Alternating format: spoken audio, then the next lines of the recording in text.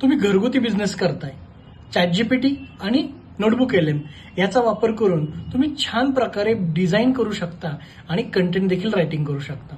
So असंच एक example आपण आता पाहणार आहोत. हॅलो, हां बोल ना. ओके, थालपीठ. चला, आपल्याला माहिती तर मिळालेली आहे.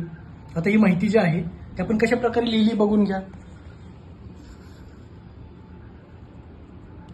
ठीक आहे. आता ही जी माहिती मिळाली आहे त्याला मी ChatGPT वरती टाकणार.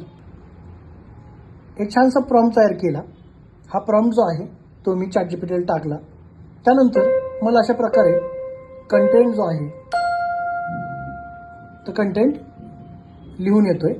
या प्रकारे माझा कंटेंट तयार झाला. कॉपी केला. त्यानंतर मी आलो नोटबुक केलं तर मी इथे क्रिएट करायच्या ऑप्शनमध्ये गेलो. क्रिएट करायच्या ऑप्शनमध्ये मी इथं पेस्ट केलं. ओके, ॲड केलं. ॲड केल्यानंतर इथे तयार झालं. मी स्टुडिओमध्ये आलो.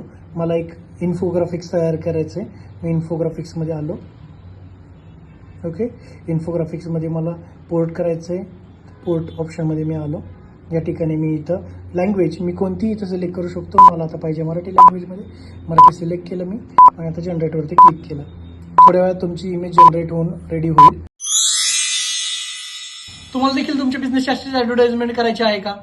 मग नक्कीच तुम्ही प्रॉम्प्टमध्ये लिहा नोटबुक, मी तुम्हाला DM करतो. थँक्यू. फॉलो नक्की करा.